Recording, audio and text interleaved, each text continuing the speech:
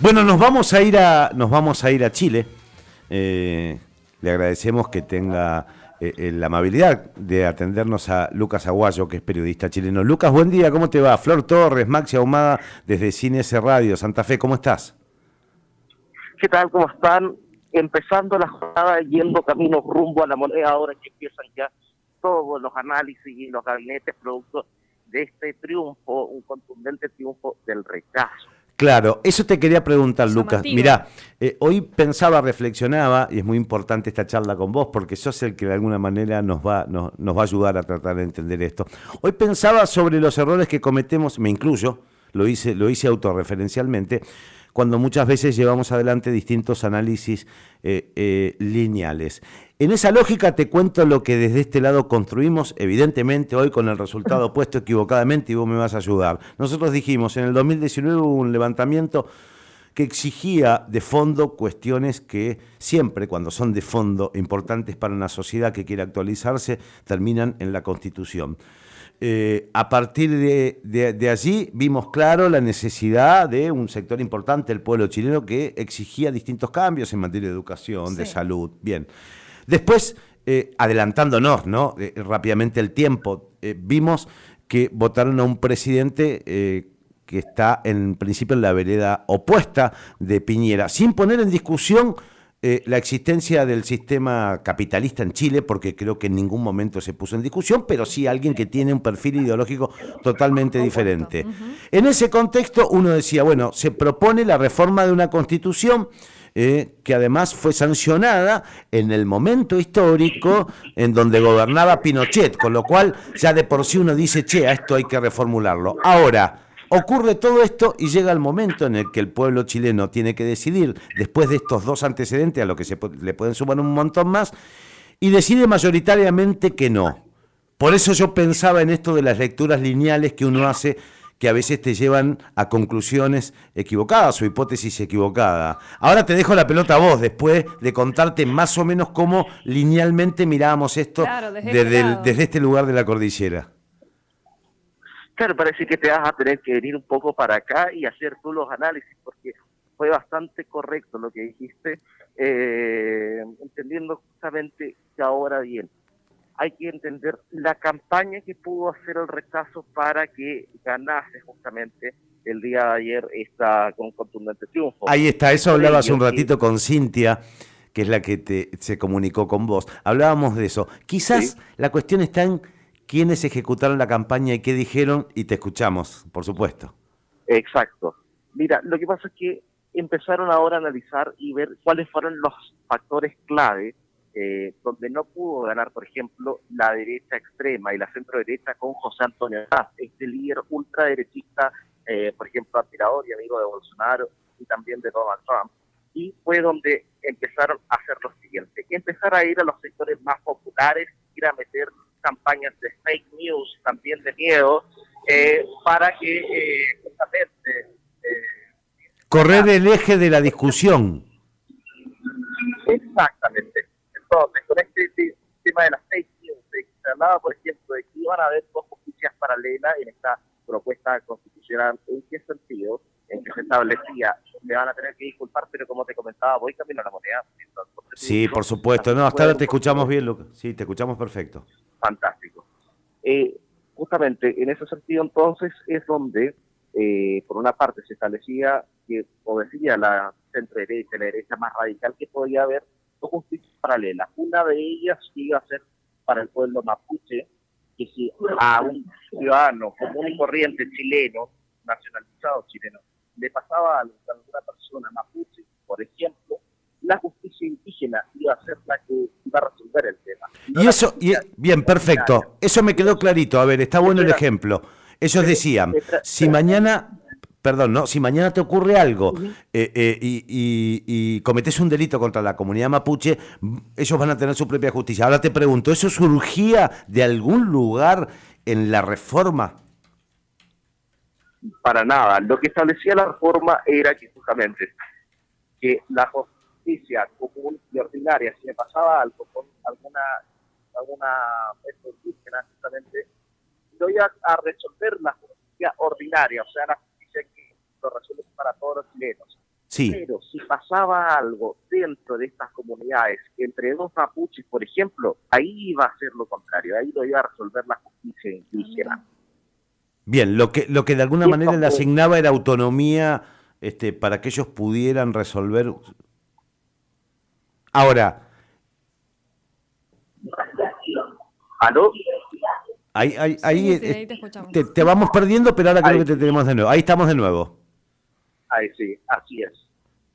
Pero frente al caso, Luca, te pregunto, a ver, en este contexto, frente al caso de que ocurriera efectivamente un ejemplo del que vos dabas, ¿era la justicia ordinaria la que iba a digamos, seguía teniendo prevalecencia la justicia ordinaria frente a esto?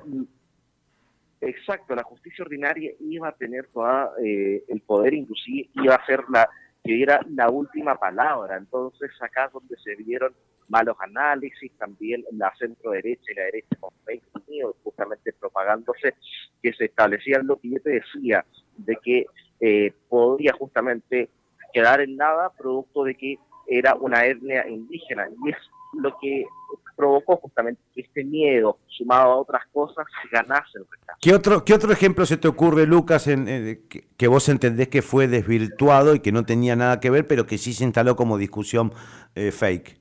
Es que, claro, por ejemplo, también la plurinacionalidad, por ejemplo, en estos días, sabes que elecciones llegan todos los corresponsales y está haciendo estrictos, y tuvimos justamente a hablar con algunas personas que estaban manifestándose en la campaña del rechazo, sábado pasado, y ellos decían, ahora yo voy a tener que presentar un pasaporte para poder entrar a cada una de estas zonas donde prevalecen los pueblos originarios, no claro. era así.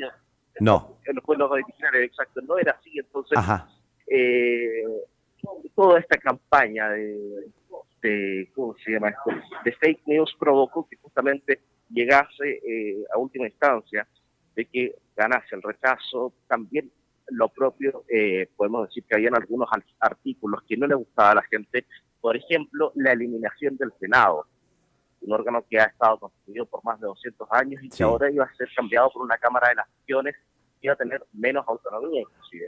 Bueno, hay toda una discusión sobre la unicameralidad que se ha dado en distintos lugares. Había cuestiones también que tienen que ver con el género, ¿no? Exacto, esto hablaba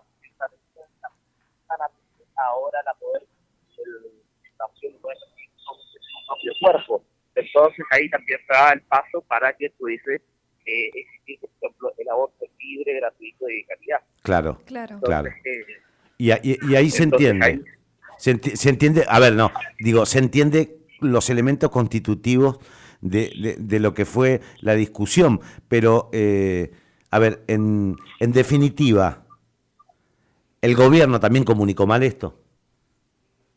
El gobierno no podía tener acción sobre esto. ¿Por qué? Porque el gobierno representa a todos los chilenos. Entonces, el presidente, por ejemplo, Gabriel Boric, no podía estar en público, aunque todos supiéramos su voto, por quién iba a votar, por ejemplo, en este caso por el apruebo. No, pero me refiero a lo siguiente. Yo, perdón que te interrumpa, Luca. Comunicacionalmente. Claro, digo, utilizar, que seguramente lo hizo el gobierno y evidentemente no alcanzó, utilizar todos los medios alternativos para dar a conocer la información precisa de lo que incluye el texto de una reforma para que la gente no se deje llevar por fake news o por traslaciones de discusión que no son tales. Digo, lo hizo el gobierno, pero evidentemente no alcanzó. Lo hizo, podríamos decir, pero igual tuvo solamente 2 veces para entregar la Constitución, entonces no era mucho tiempo, repartió muchos ejemplares, la propuesta constitucional era un bestseller en Chile, y esto también entonces daba cuenta del interés de las personas. Sin embargo, al parecer era de 37% que estamos viendo el día de hoy.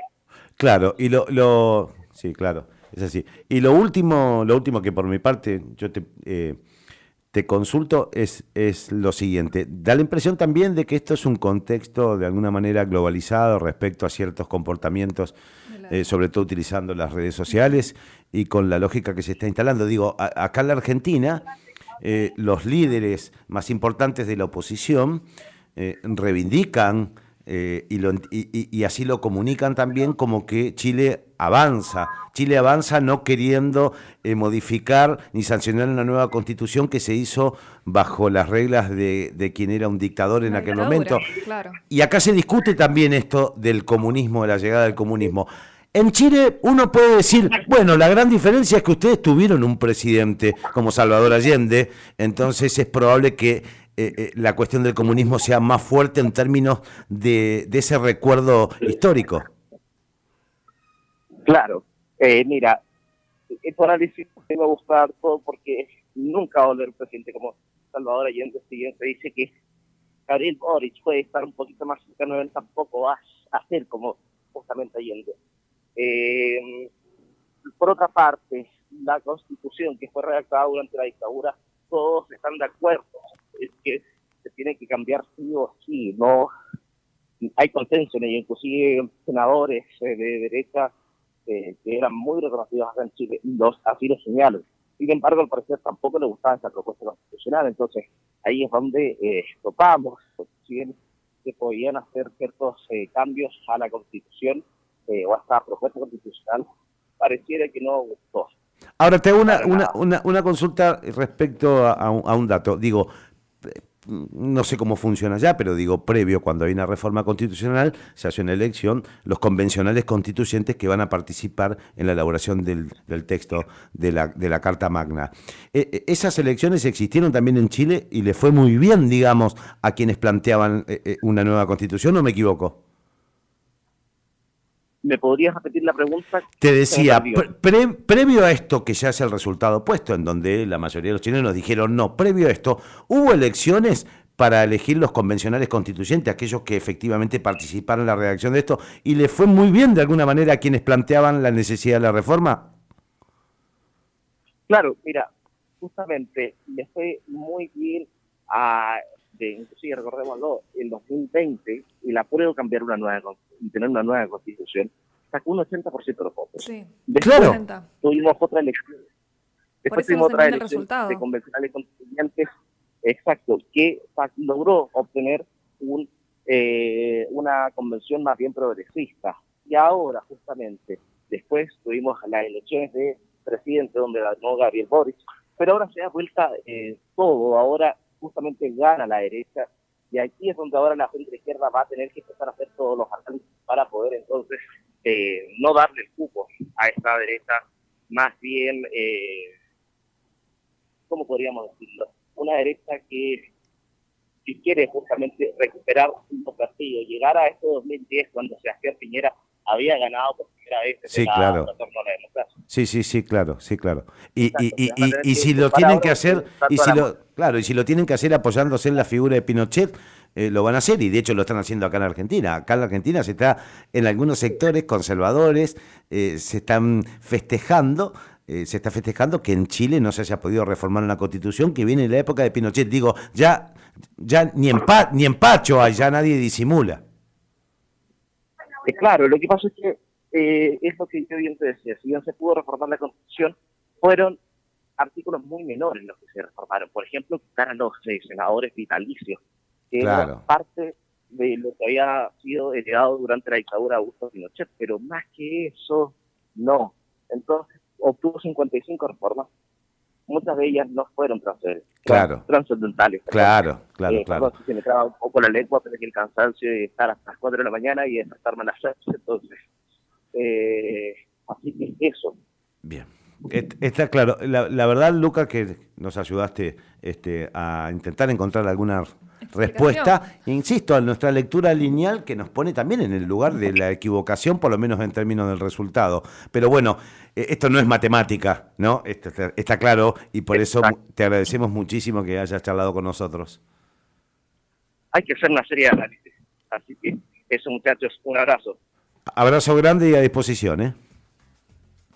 Hasta luego. Lucas Aguayo, periodista